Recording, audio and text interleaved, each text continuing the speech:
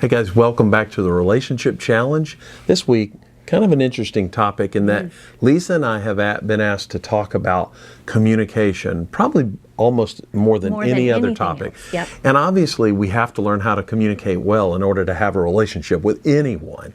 But this week, I know you're excited. I am excited about this one. Because we're going to talk about not talking.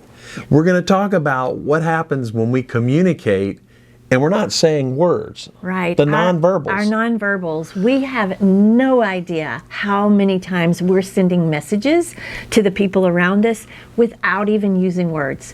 I mean, that comes in the form of a sigh or an eye roll. Or even the tone that we say something, the harshness with how we say it, or the intensity. Kind of the intensity. Right. Sure. And a lot of this reaches back to family of origin too, that we've talked about in previous relationship challenge videos, because your family of origin, how you were raised, how you were shaped, it shaped the way that you did communication. It shaped the way you did the nonverbals.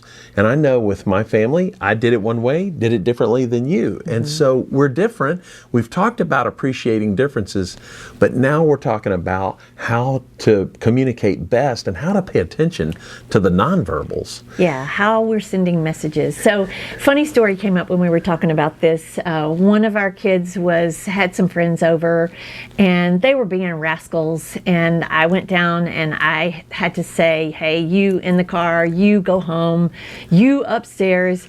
Anyway, so about a month later I was picking her up from school, and we started talking about that night, and she said, "Oh my gosh, Mom, you were so scary." And I just looked at her and I said, "What?" I said, "I didn't even raise my voice." And she goes, "Yeah, but your face screamed." Your face screamed. I've seen that face. Yes.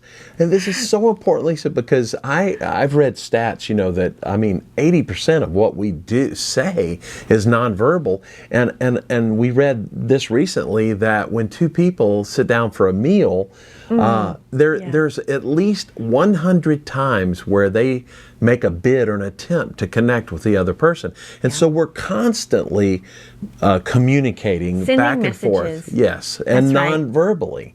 Yeah. So it also reminds me, Lisa, of Proverbs 15 and 16. It talks about communicating a lot. And I know in Proverbs 15 it says a gentle answer turns away wrath. Right. But a harsh word or harsh answer, brings about anger. And so we know that the way, it's not just the content of what we're saying, but it's the way we say it. It's the tone. It's as Proverbs 16 says, it's a gentle word, and it kind of says nice words bring about healing is really what it says. Yeah.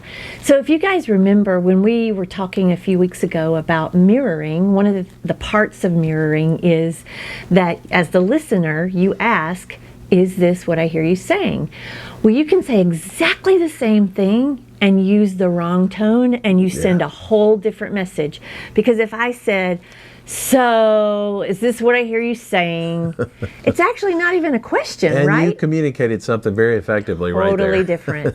Right. Well, so here's what would we like to tell these guys to work on this week? Sure. You and I have given each other permission that when the nonverbals are happening, we've given each other permission to say, I just asked you the other day when we were talking on the phone, I thought I heard you sigh. I did sigh, I will confess.